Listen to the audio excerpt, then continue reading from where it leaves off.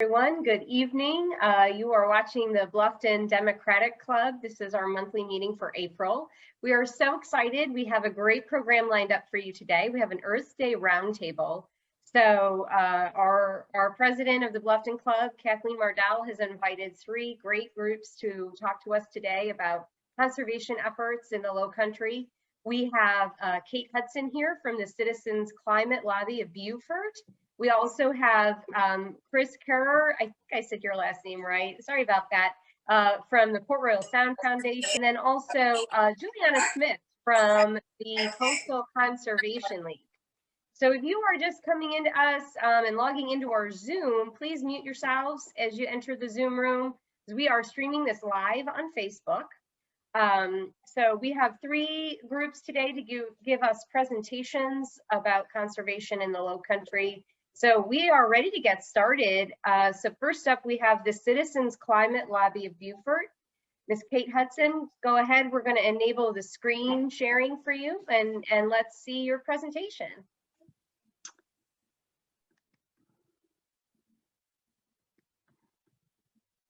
Getting it started here. Oh my, I can't get rid of the thing that allows me to turn into, hold on. Can you see? Can you all see it? Yes, ma'am. We can see your screen. What I can't seem to do is get rid of the thing that's at the top, which I've never seen before, which allows me to get it into, hold on, I'll get there. Slideshow from the beginning. Okay, now we got it. Okay, well, first of all, thank you, Jody, and thank you all so much for having me today. It's an honor to be among all of you. An issue that has tremendous relevance on Earth Day and every day to this county is climate change. I'm here on behalf of the Citizens Climate Lobby, a mostly volunteer organization. We have 2 primary goals. First, to advocate for federal legislation that will effectively and quickly address climate change. The second is to empower citizens like you to engage in the effort. We know politicians do not create political will, they follow it. It's up to us to create it. Scientists agree that global warming has been caused by human activity and that warming is happening at a rapid rate. Carbon in the atmosphere serves as a blanket that holds in heat. Since the Industrial Revolution, we have released as much carbon in the atmosphere as nature had stored over hundreds of thousands of years. Most of that heat is stored in the oceans, causing waters to expand, while the seas have also absorbed melting glaciers from Greenland and Antarctica. As this graph shows, the cold waters are slowing the Gulf Stream, all to bad effect. The southeastern region of the US is most seriously at risk due to sea level rise, rising heat and humidity, and more storms. Only Florida is more at risk than South Carolina. Beaufort County is already experiencing sea level rise, saltwater inundation, increasing heat and humidity, worsening storms, and the compound effects on our economy. According to a study by the Rhodium Group, an independent economic and energy think tank, Beaufort is actually the most vulnerable county in the entire United States. We're vulnerable due to rising heat and humidity, together called wet bulb, sea level rise, and storms. But we're also vulnerable because our economy is at severe risk from all these compounding issues. Last year, Hunting Island had to close for several weeks due to flooding from heavy rains. It had a negative effect on tourism. There's a lot of data from multiple sources on sea level rise with a range of predictions about how much rise we might experience. 1 foot of rise is nearly already guaranteed even now with whatever action we may do. That may not seem like much, but every inch of rise causes 100 inches of lost shoreline on average. The average includes areas with hillsides and cliffs, but we in the Lowcountry can expect more than 100 feet of loss on our shorelines, even if we act right now. Here is our current coastline. Here it is with just 1 foot of rise. Let's look at that again. Just 1 foot. As you can see, we could lose much of our marsh and our low-lying areas. This puts homes and businesses at risk, not to mention the flora and fauna that spawn and seek protection in our marshes. Wet bulb refers to heat and humidity together. Once the heat index reaches 95 degrees, the human body cannot easily cool itself. The days with dangerously high heat indexes are increasing in number already, and this affects agriculture, construction, utilities, and even tourism. The effects of climate change are already having impacts on our flora and fauna and our biodiversity. Our beloved birds are decreasing in number and increasingly threatened, as are our sea turtles. In Florida, due to the heat in the sand where the eggs are laid, all the turtles are being born female. And most of the turtles in South Carolina are female also. Here is an issue that not many are aware of. Whoops, got ahead of myself.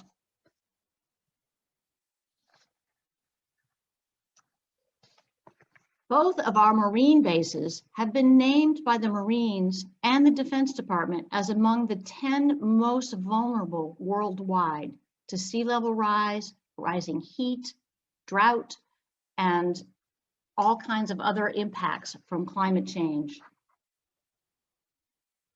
In our reddish purple district, 61% of us are worried about global warming. 69% of us think it will harm future generations. 85% of Democrats and 55% of Republicans are concerned about climate change. That comes as a surprise to many people. And we also learn that Republicans under the age of 40 are as concerned as Democrats about climate change. What is the solution? Well, we at Citizens Climate Lobby prefer a bipartisan solution if it's doable, preferably through regular order, because bipartisan solutions are far less likely to be vulnerable to changes in administration and in Congress. We also prefer carbon pricing over regulation. And here's why. We have seen time and time again that regulation is often held up by challenges in the courts. Regulations are not economy-wide. They are sector-specific and often costly. They increase prices but bring in no funding. A carbon fee, however, will bring in trillions, and if rebated as dividends, it is progressive. Many of you are aware of Biden's recent infrastructure proposal. Our approach is supportive and complementary. We believe a part of the solution should include a price on carbon. It takes the external costs of burning carbon and adds them incrementally into the actual price of fossil fuels at the source. It's sometimes called a tax, and that's true when the funds collected are added to the revenue stream. It's sometimes called a fee if instead the monies are collected in a revenue neutral fashion and returned to households as a dividend. Carbon pricing with a dividend is the preferred solution of the vast majority of economists on both sides of the aisle. Janet Yellen, Biden's current Treasury Secretary, is a strong supporter of carbon pricing. Conservative business groups are seeing that the cost of doing nothing is more expensive than the cost of doing something, and have recently come out in support of carbon pricing. Industry prefers market-based solutions over regulation. A wide range of groups support the carbon fee and dividend approach. From the Conservative Climate Leadership Council, led by Republican Jim Baker, and Republic EN, led by Bob Inglis, to progressive organizations such as the Environmental Defense Fund and the National Resources Defense Council, the support we've seen for the bill has been across the spectrum. Recently, the Coastal Conservation League in South Carolina wrote a letter of support for carbon pricing and carbon dividends. We are incredibly grateful for this support. It's the kind of support which allows us to reach out to businesses, to other nonprofits and governmental agencies for more support and endorsements. The carbon pricing bill that we like best was recently reintroduced just last week by Ted Deutsch, Democratic representative from Florida. We like it for 4 primary reasons. First and foremost, it will lead us to net zero carbon by 2050. It will motivate business and utilities to shift to affordable, clean energy. It will save lives and will protect families by putting money in your pocket with carbon dividends. The bill imposes the fee as close to the source as possible. It's revenue neutral in that it establishes a separate account for the funds and returns 100% of the net proceeds to households. This is to protect families from rising prices. The fee starts low and rises incrementally and predictably, allowing businesses and utilities to plan. When business can anticipate the cost of fossil fuels rising, they are more likely to invest in alternative and cleaner sources of energy. A study by Columbia University shows just how quickly our carbon footprint will fall with this bill. The bill will bring energy costs down, clean our air, slow warming, and create new jobs. It will reduce our emissions by 30% in just 5 years. Noah Kaufman is the lead author of the economic study and a strong supporter of carbon pricing. He has recently joined the Biden White House, serving on the Council of Economic Advisors there. A most important feature of this bill is the dividend. The purpose is to protect most of us from rising prices. For fully 95% of low and middle income households, the dividend will exceed rising costs these households will face. The wealthiest quintile may not fare quite so well, but of course the wealthy have both the resources and the freedom to choose how to spend their energy dollars. Solar roof panels and electric cars will begin to make much more sense for all of us. A tremendous benefit will be the lives saved. Heart events, asthma, insect-borne diseases, and even certain cancers will become less prevalent as our air and water become cleaner. Investing in new sources of energy and in innovation means more jobs and a stronger economy. Some of these jobs will be in cleaner energy, but some of them will also be in health, construction, tourism, and retail. Dividends in our pockets will serve as a stimulus to the economy. Several studies tell us that the South Atlantic region, while the most vulnerable to effects of climate change, is also one that stands to benefit most from the jobs that will be created. In the past, we have lobbied Congress in person at our annual conference in DC after information and planning sessions in June and again in November. But since COVID, we have met with our legislative offices mostly on Zoom, just like all the rest of us. The meetings we had this March were much different from those we had in November and last June, also on Zoom. The offices were far more engaged, more interested, had far more questions, and were more encouraging. It left us all with a sense of hope and possibility. So here is how you can help. Call Congress. We have scripts and phone numbers available on our website. You don't have to be a member of CCL to make a call. If you don't like making phone calls, you can also write Congress. Our site gives you the choice of printing your letter and mailing it yourself, or sending it as an email. Best yet, join our monthly calling campaign. Our chapter in Beaufort is engaging in a friendly competition with our sister chapter in Charleston to see who can get the most people enrolled and who will log the most calls. We need your help. Finally, we are seeking to build more political will. One way to do that is to get endorsements from our community in support of this effort.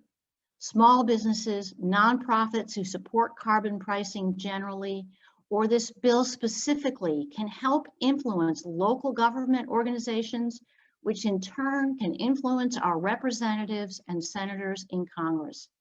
If you know of a group, an organization, a business, or a nonprofit that might be interested, please let us know. We'd be happy to talk with them.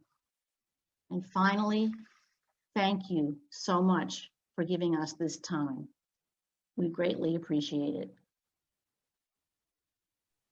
Thank you. Thank you so much. That was a very detailed and lovely presentation. We really appreciate that. We did have a question in our chat on that. Do you know about any projects specifically in this area where businesses or organizations are looking to create energy through our waterways like the ocean and hopefully create jobs? I'm aware of wind energy proposals that are coming out of the Biden administration, but I'm not aware of any. I'm not sure exactly what I mean by waterways, create energy through our waterways, other than wind energy. But that doesn't mean they aren't there.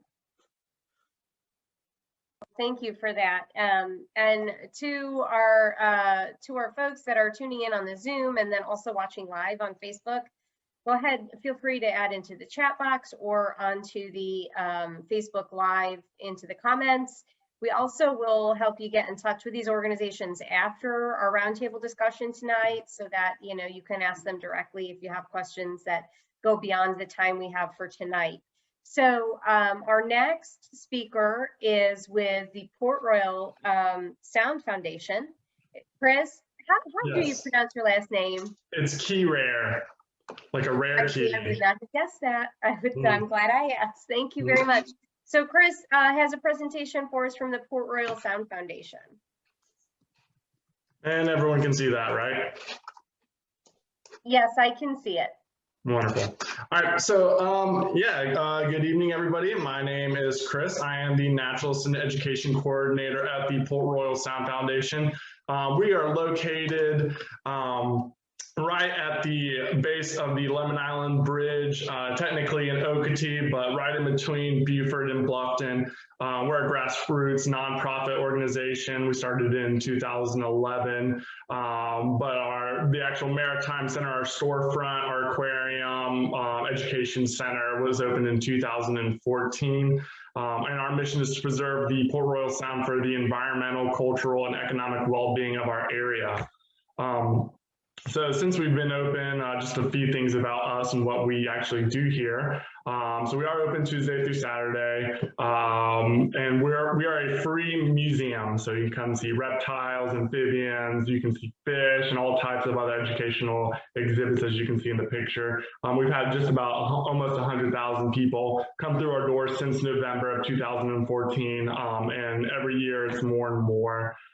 We've educated about 12,000 school kids in Beaufort County and the surrounding area in that time, doing different activities from nature hikes to squid dissections and even fishing. This year we had to adjust, right? We were not able to see kids. We were not able to do the programs that we typically offer, but we've been successful in running virtual Zoom field trips, showing kids animals in the classroom. It's been actually pretty awesome and very successful. We're pretty happy about it. We also run daily programs from building a buoy to hikes, fishing, crabbing, you name it, we do it. We also offer educational webinar series. We've had Department of Natural Resources, Coastal Discovery Museum give talks from birds to fish. And actually Juliana, who will be presenting next, will be giving a presentation next week on pesticides. Little plug in for her. It'll be next Tuesday at 3. So looking forward to that. We even run summer camps, getting kids out in the marsh, getting them muddy. The best way to educate them, in my personal opinion. And we do various other activities from birthday parties to boat tours. We do highway cleanups. We'll have one coming this Earth Day. And we have been recently really diving into the realm of research. A lot of this, we are funded by grants, donations, and with the help of tons of volunteers that do everything from run the center to help run education programs, clean tanks, you name it. So let's talk about what this area is and why we as an entity are here and trying to educate not only the public, school children, and even reach out to local state officials and get their support and educate them in any way that we can. This area, Beaufort County, is really unique in a lot of ways. We have about half the state's salt marsh located just in our county, roughly 200,000 acres of marsh, and that's mixed marsh of salt marsh and freshwater marshes. And you see this marsh everywhere we go. You drive over a bridge probably almost every day, whether you go to Hilton Head or go into Beaufort, St. Helena, you're going over a bridge at least once. For me, it's 3 times a day. This grass that you see off to the side, the smooth cord grass, Spartina alterniflora, is the most predominant plant that we have in this county. It's a critical ecosystem. It provides shelter, it provides food, it provides a filter, and even stabilizes in flooding. So quite a bit of action this one single plant does for us. This area is also unique in that we have these crazy tidal ranges exceeding 11 feet during our king and spring tides, on average about 8.5 feet. It goes in and out twice a day, 2 highs, 2 lows, changing every 6 hours, 12 minutes, and 23 seconds. And this is because we are in an area called the South Atlantic Bight. Whereas we are the furthest away from the continental shelf, making water coming in accelerate, getting pushed and pulled at a faster rate, pulling water in, giving us these drastic tides. So you can see as this water comes in, it pushes and pulls extra amount into our area. We are the deepest natural harbor in the southeast, pretty much south of Chesapeake Bay. Areas inside the sound can be over 60 feet deep. This allows for a huge biodiversity of animals coming in, large shark species, manta rays, dolphin, loggerhead sea turtles. We are also considered to have the only inshore cobia breeding population in the world. And that is, they actually come, you'll see this little purple line designating the Broad River Bridge at the top left corner of this map. These fish actually come all the way inshore underneath that. It's about 14 miles inland. These animals are coming, these pelagic offshore animals are coming in to breed. Also, I will say the reason our area is so deep is because we do not have any sediment deposits, and this is going to be a big reason for one of the talks on what's happening in this area. So no sediment deposits because we have little fresh water coming in. The Port Royal Sound is an inland sea, extending over 20 miles inland.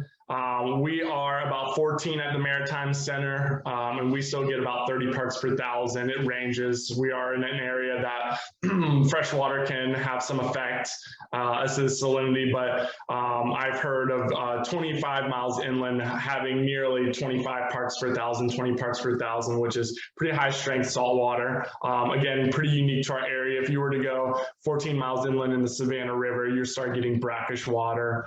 So just to give you an example of some differences. And you can see all that salt marsh and all those islands that are located in Beaufort County. Here's a nice expanded view of that map.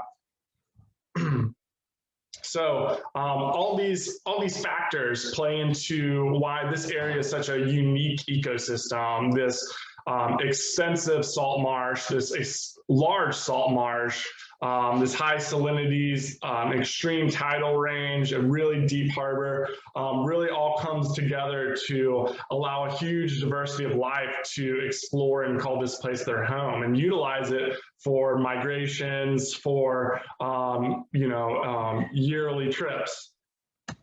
So the big problem with this area being such a high saline, a homogeneous estuary, as some would call it, meaning that it's the same throughout, is fresh water is going to be playing a big role in this.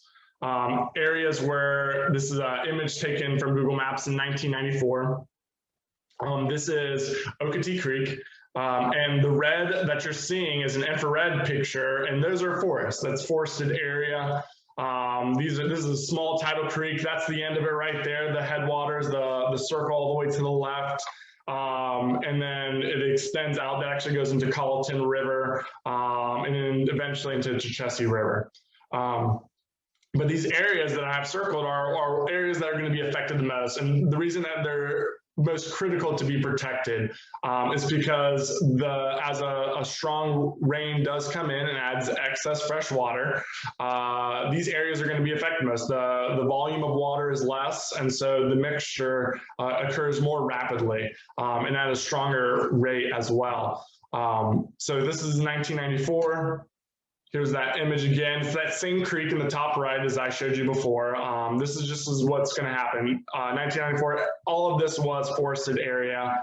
And in 5 years, we start seeing development. Development is going to happen. It is unstoppable, but there are things we can do. So in 2006, you can see almost doubles in another 6 years. And then here is 2000, and I believe I took this to 2020. And you can see that whole area is completely developed now. Just a remnants of what these forests used to be. And still that same creek is here. Now the issue is with all this extra impervious surfaces, rooftops, driveways, highways, yards, etc., you're going to have that excess fresh water going into somewhere. And all neighborhoods in the area, you're going to see ponds, lakes. These are actually retention ponds created to hold that excess water. This area in the years past was swamp area, so low-lying swamp, some hardwood forest. And this excess water has to go somewhere, into retention ponds, and hopefully not into these creek systems. But most people sell these creeks as amenities, not necessarily as a retention pond. And of course, you're going to have overflow of that fresh water. Some of these systems, may not even go into a retention pond and may overflow into our creek, but it's going to play a huge role. This excess fresh water decreases oxygen in the system, decreases salinity, can carry a ton of other items such as pesticides, herbicides, insecticides. It can have dramatic effects to larval fish, larval crustaceans that are calling these upper reaches of the estuarine system their home. This is where they are surviving in the first years of life, where they get protection. Here's just a nice little graph. And as you can see, in a more rural setting, you're going to have rainfall coming in, evaporation occurring, stormwater runoff a little bit of subsurface flow, and a lot of groundwater recharge. Now that amount of water coming in at a single time is also extended throughout a longer period of time, okay? So in this situation, 16% of rainfall as runoff. Now, in a more urban environment, you have a lot of rain, right? But a little bit of evaporation. Most of your water source, though, is going into stormwater runoff, little groundwater recharge. Again, you have to think there's driveways, parking lots, houses, and that excess water, which would typically be absorbed, is now going into a drain, which is being redirected somewhere else. And now typically that storm water doesn't diffuse throughout, so you typically get a large amount of rainfall in a single time, flooding that system with nowhere for it to go. And it goes right into stormwater runoff in a very short amount of time. 63% of rainfall is runoff in this situation. These are just side-by-sides of what you lose and what you gain. So what I would say to people and what we do as an organization, we are doing a lot of things from educating school kids about doing things such as picking up trash and the benefits of recycling, of reusing materials, making sure that, sorry, let me just look at the time real quick. Okay. That these materials are reused as best as possible, talking to neighborhood groups and making sure that retention ponds are kept properly, and talking to other organizations and trying to collaborate as much as possible to get the word out. So I will take questions if there are any, or we can wait till the end. That was quick. Yeah, 15 minutes goes by fast when you have a lot of information to share, but you did a great job. Thank you so much. I know my kids are in the Beaufort County school system, and they have been to a couple of events out there at the Port Royal Sound Foundation. It's a beautiful facility. If you have not had a chance to go out there and see it for yourself, it's really just a gorgeous facility. They have great programming. So definitely take a look at the calendar and get in on some of that if you can. Let's see here. I don't see any questions for you about your presentation specifically. We do have some questions probably at the end. So thank you for that, though. That was great. And if you have time to stick around with us, please do. So we have one more presentation tonight. We have Juliana Smith here tonight with the Coastal Conservation League, who also will be doing a presentation about our local environment here in Beaufort County. Julia? Thank you. Can you all see my presentation? Yes, we can. Thank you.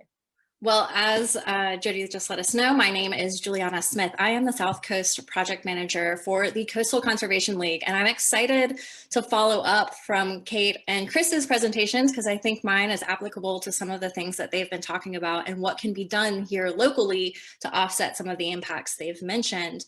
But a little bit about the Coastal Conservation League first. We are a 3,000 plus member organization. We are an independent nonprofit advocacy organization, and we focus on building a more resilient Lowcountry. We've done this for the past 30 years, and we work to protect and promote the coastal plain of South Carolina. So all the way from the Little River in the North Coast down to the Savannah River here in the South Coast, which is my area of expertise, from the fall line to the Atlantic coastline. And no presentation is complete without, let me make sure I'm on, there we go, exposing you all to our mission statement. As you all are well aware, the South Carolina coast is a special place. Millions of people come here to visit, to live, to work, to raise families, and to retire. I'm sure that captures all of us present today. And it doesn't matter if you're a newcomer or you come from a multi-generational legacy family, everyone here knows that there is a rich tapestry of history, culture, food, and people, and all of it is connected to the land and the water of this place. And that's why the Conservation League works to protect these iconic landscapes and waterways, their abundant wildlife, the communities, the quality of life. And we do that by working with citizens like you all and community groups and local governments to develop comprehensive solutions to our environmental challenges.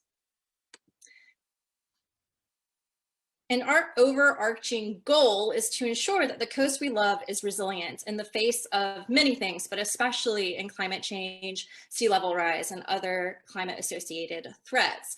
And the way that work manifests and comes to light can range across a wide variety of realms. It can start with working with state elected officials like Governor McMaster pictured here to adopt statewide conservation and resilience-minded legislation like the Revolving Resilience Fund that was adopted just last year. And it can come home to more local initiatives like creating the Rural and Critical Lands Program that was adopted here in Beaufort County in 1999. We worked very closely with the county and successfully advocated for that adoption, and it all started with the first Beaufort County Comprehensive Plan, which I'll talk a little bit about later in this presentation. But that Rural and Critical Lands Program is the first of its kind, and that's the Pine View Tract here in northern Beaufort County, one of the more recent purchases of the Rural and Critical Lands Program. And you see a little bit more of it pictured here on the left. And then we also have a picture of the Bailey Tract out there in the Alljoy community, which was also recently protected under the Rural and Critical Lands Program. And I'm using them as examples tonight because I'm going to build on Chris's presentation on stormwater and the impact it has on our local waterways and our communities, because as we get closer and hone in on our communities, Beaufort County and Bluffton area especially has experienced lots of issues with stormwater impacting watersheds like the May River watershed. And I'll just recap a little bit. Stormwater is the runoff from rain, typically fresh water. Naturally, it would be absorbed by our landscapes, but when development happens, it can't do that oftentimes. And it's because of I'm going to cover three really common development strategies that we run into that Chris kind of touched on that have the most impacts of degradation on our water quality. And the first one is one that I think everybody can agree they hate to see. This is deforestation or clear cutting. When we develop, oftentimes we go in and just get rid of all of the trees, despite the fact that they have some really valuable ecosystem services. Forest will uptake water, and through that process of evapotranspiration, put it back out into the atmosphere, reducing our water runoff. It also helps create soil conditions to allow for the infiltration of water back into our groundwater recharging systems. So it helps reduce those runoffs. Another method that we commonly see is fill and build. This is especially happening in our low-lying areas where we have those isolated wetlands where it's low. And so instead of building homes on stilts to get them out of the floodplain, what happens instead is dirt is imported from a mine, so from some hole somewhere else in South Carolina, to build up and fill those holes. And we lose not only the retention abilities of the natural landscape, but oftentimes the surrounding trees because they can't survive with this added weight of the soil, and we experience more pressing flooding issues in the immediate vicinity of these types of properties where fill and build is happening. And then another one we see, and this commonly happens after those first two strategies, is an increase in impervious surfaces. And this is just kind of one of those things that we rely on and need to move around. But when we increase our impervious surfaces, we reduce the ability of the land to uptake the water and recharge our groundwater systems and appropriately filter water before it gets back out into our watersheds. And that's where those pollutants that Chris was mentioning, our fertilizers, our pesticides, our insecticides, all of those things, bacteria are getting picked up and moved out into our waterways, impacting the wildlife, impacting the quality of life for us and our ability to safely be in those watersheds. And kind of doing a little bit of a repeat of that, that same sort of chart that Chris was showing you, but I just really want to kind of emphasize that when all of these strategies are used, they destroy those ecosystem services combined. And that, of course, degrades the land's ability to naturally hold, filter, and cleanse groundwater and stormwater, which again impacts those wetlands, our water quality. It has impacts on how our aquifers recharge, and it has impacts on the wildlife that are all depending on those things. But fortunately, we have really great local government who is working on that. You all in Bluffton, you know, this is an image of the May River, which is kind of one of our poster childs for what happens when development happens too quickly and stormwater is not appropriately taken care of. But fortunately for you all in Bluffton, you have great staff who are working with scientists and engineers to study, and they've done it over the past 3 years, ways to improve stormwater standards regionally. So not just for Bluffton, but for Beaufort and Jasper counties. And this is a new stormwater design manual and ordinance. It essentially reprioritizes how we develop our land so that we can have a more positive impact on our water quality. It starts first by taking a watershed approach. So you're looking here at the area around the May River. And up until now, we've been addressing stormwater on a municipal or a town by town approach. So everybody's doing different things and there's no collaboration. And so one of the first steps of this new design manual is we're going to go by watershed. So everyone within the watershed is working together and collaboratively to protect those watersheds and maintain the same standards and quality of water quality. And that in and of itself is great, but there's more. Another thing that this new standards are doing is they are prioritizing the preservation and enhancement of those swampy areas that Chris was talking about earlier. These lands have great capacity for holding and filtering stormwater. A healthy swamp system can naturally clean as much water as a traditional water treatment plant, and it does it without the cost of infrastructure and without the cost of maintenance. So a really valuable ecosystem services. It makes sense to keep these types of habitats around and not to fill and build on top of them. In addition, it gets even better. These new standards are also promoting preserving and enhancing tree canopy. So again, trees are helping to not just absorb stormwater and prevent all of the bad things that happen when you have too much of it and it doesn't go to the right places, but it also, your trees are providing ecosystem services with carbon sequestering, with cooling of our landscapes. So really overall, a great thing that's going on locally there in Bluffton. Beaufort County has already adopted this stormwater ordinance and design manual, and Bluffton is currently in the process of getting it adopted. And you know, as Kate mentioned before, what really needs to happen is we need to create that political will. There are a lot of voices in the room, and the Coastal Conservation League, we are a mighty office of but 2 people. So we only have those 2 voices. We need to get as many voices from the community, letting their local elected officials know what they think about these stormwater ordinances and how important they are and that they want to see them fully adopted. So I can tell you all more about how to do that in questions, or you can follow up with me after. And they will be taking those up in the next couple of months, so stay tuned. Something else we're working on that will impact not just you know, up here in the northern part of the county, but also in the southern part. I know you see Ladies Island there, which is the northern part of Beaufort County, is we have been working with county staff to help create legislation that will restrict how much dirt fill we can bring in and fill in those low-lying areas before we develop. This is a resilience measure. It'll do two things. First, it will help preserve those low-lying wet areas so that we can continue to have the natural ecosystem capacity for holding onto water. And it will also encourage development to happen in the higher portions of the parcels so that the homes that eventually end up there or the business buildings that eventually end up there will last longer, will hopefully be put on stilts instead of on fill and build, and will just overall be a better investment for those who end up spending time in the buildings after development occurs. So again, this is another place where we need to create political will. We've been working on this ordinance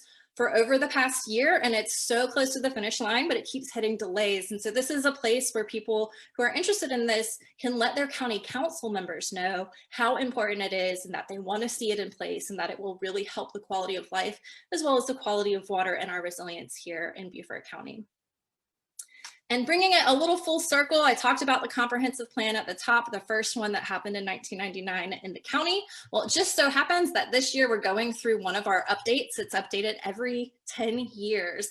And the county just released a draft of their 2030 comprehensive plan. I know it says 2040 there. I'm not sure if that indicates something else, but a comprehensive plan, for those of you that aren't familiar, is a really critical guiding document. What it does is it takes a current day overview of the county by assessing the public will for growth into the future, as well as the county's current natural resources, economic status, population demographics, cultural and historical resources, and resilient status. And once it's created, it then informs all of our zoning codes. So how we develop and where we develop.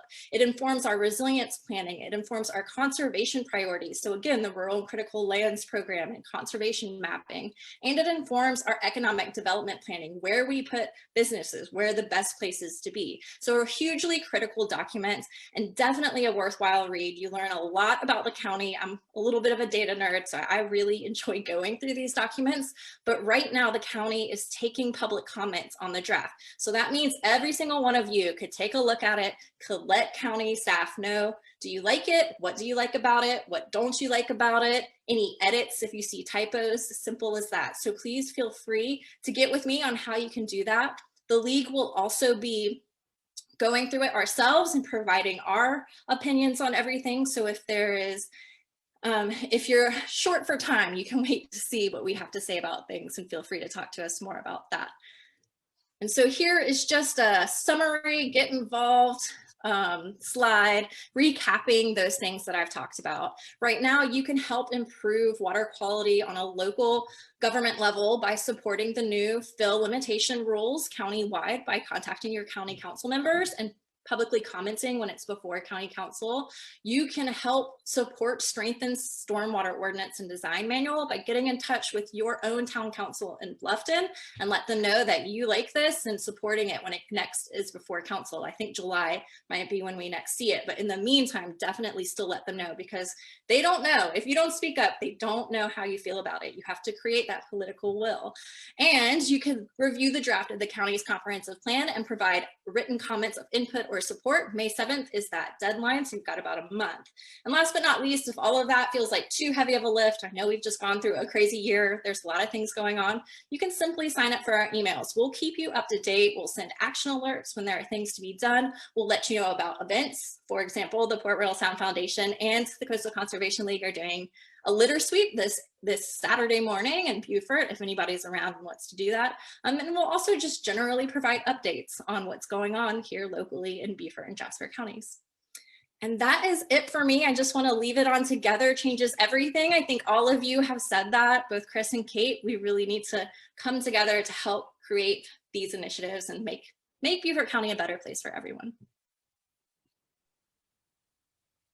Thank you so much, Juliana. My dog is very excited about your presentation, so you probably are going to hear her a little bit in the background. A lot of that sounded a little bit familiar. I remember, you know, I recently ran for county council and did a lot of talking about the comprehensive plan and how important it was to keep our eyes on that. And so we always encourage our members at the Bluffton Democratic Club to find the agendas for county council meetings and review those and contact their reps if they have questions or concerns. So that's definitely something we will all be doing. We have a couple of minutes left, about 10 minutes left, and we do have a few questions. Someone asked in the chat if the draft of the comprehensive plan is on the website. I remember you, sorry, she is just going bananas. I remember you mentioned that the plan is on the website. Can you talk about that again? And I'll see if I can get her to settle down here. Yeah, it is on the website. I actually just got an email alert today because I'm on their listserv. And so what I'll do is I'll put that link in the chat for you all. And I'd be happy, I know I kind of spit out a bunch of things really quickly. I'd be happy to just send a follow-up email to share with everyone the various links and how to get involved in some of these initiatives. Great, that's great. Thank you so much. One of the other questions that we had, and any of our panelists, please, feel free to chime in and answer with us. Two that came up were, what do you all feel is the biggest environmental concern that we have here in Beaufort County?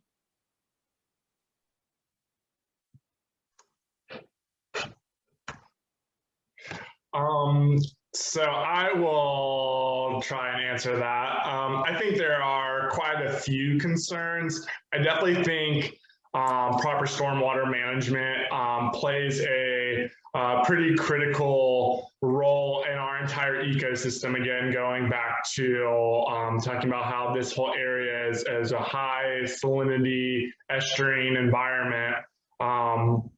But there's so many to tackle.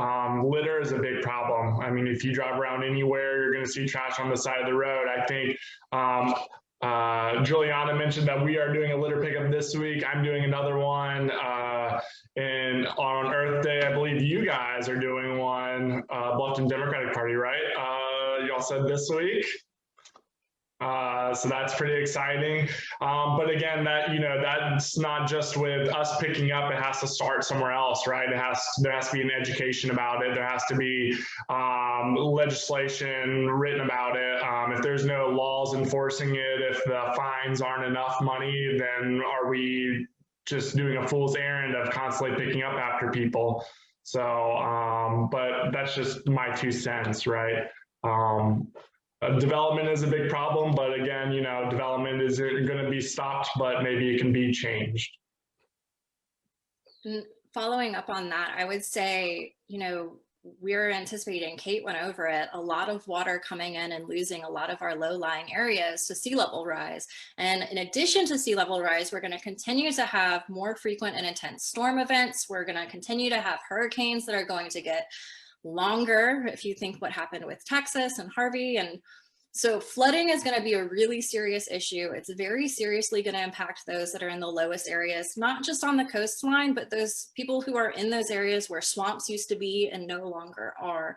And so that's a big concern for us. And just how do we make those areas resilient? How do we continue to live here knowing that's happening?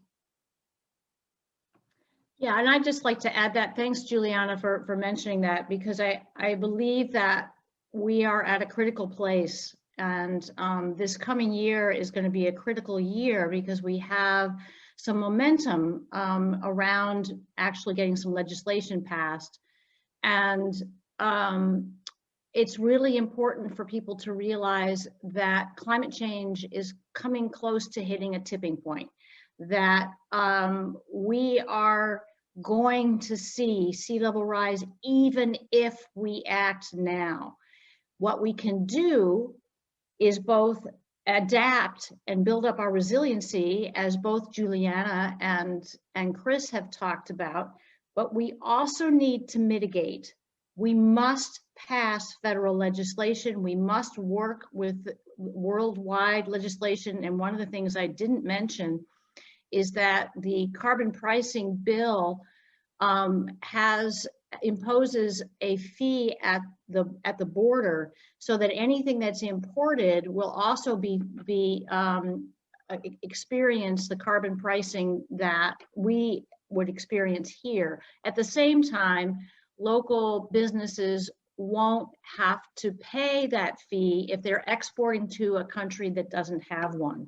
But it gives a real incentive to other countries to add that fee at that price to carbon. In fact, the European Union is already adding a fee. They've decided at the beginning of 2023. So we've got to get going. We need to act. We need to act now. And it's really important because you're going to be seeing your neighbors' houses underwater. More importantly, we're going to be seeing the marsh slowly disappearing. The marsh is going to be underwater with 1 foot of rise. And we have to, and in some places, because of seawalls and other things, there's nowhere for the marsh to go. Now, in other places, there is.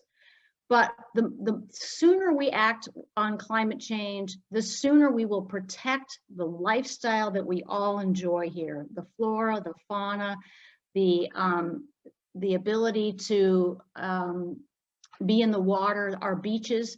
We've all seen renourishment at Hunting Island. You've probably seen flooding at beaches down your way on Hilton Head.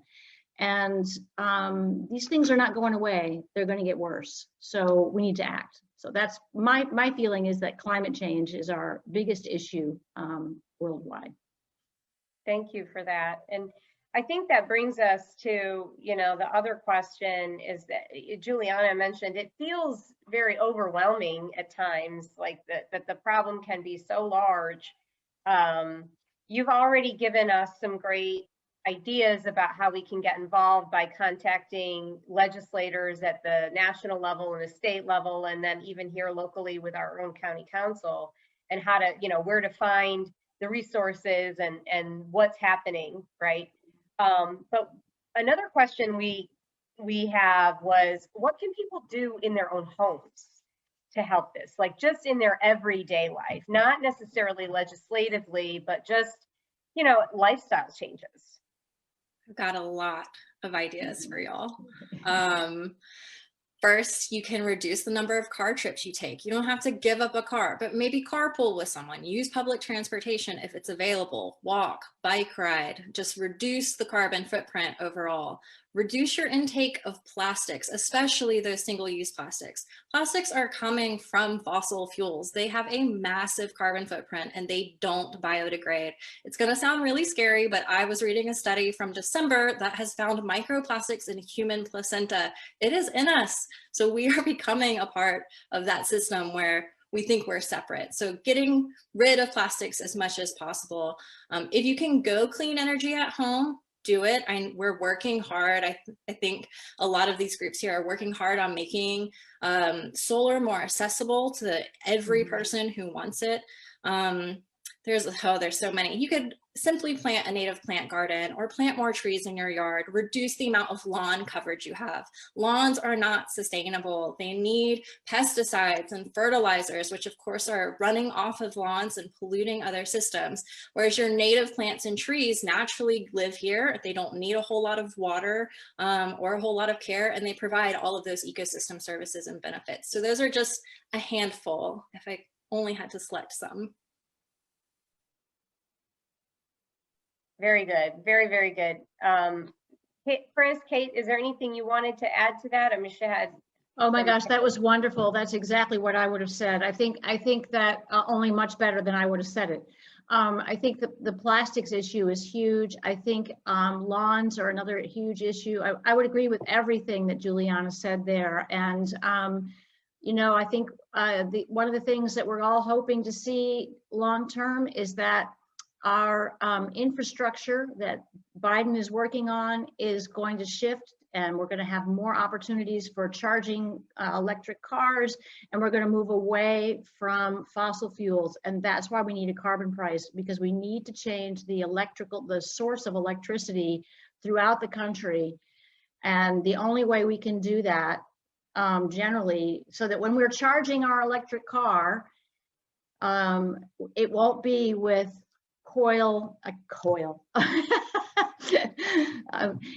electricity from coal or oil.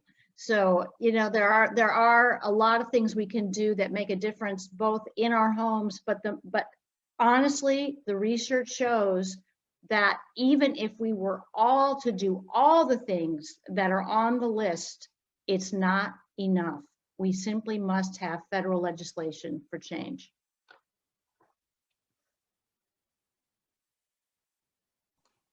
Everything they said. Yeah, thank you for that. Thank you. I was trying to unmute myself. Well, we're just about done with the time we have. I think one more thing that I will add to the things that we can do ourselves, Bluffton Democrats and of course our friends, you know, Northern Beaufort County and on the island, you are welcome as well, anyone. We are having an event on Saturday, April 17th.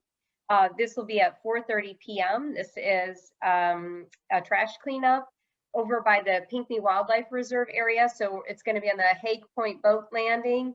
So we will supply the trash bags. Please bring, you know, boots is a good idea, gloves, water bottle, you know, like water for yourself, and join us in that cleanup of that water area down by the the Pinckney Wildlife Reserve. That is one thing you can also do. So that'll be Saturday, April 17th at 4:30. And I know Chris mentioned they're doing one with the Port Royal Sound Foundation soon as well. So, you know, get involved locally with some of those conservation efforts. You've all shared, you know, how to contact your organization. So we have that in the chat box here on this Zoom, and we also have put it on our on our Facebook page under the comments under Facebook Live. So folks can find the information there if they want to contact you with any questions. And so I think that comes to the end of our program. Thank you again so much and have a great night.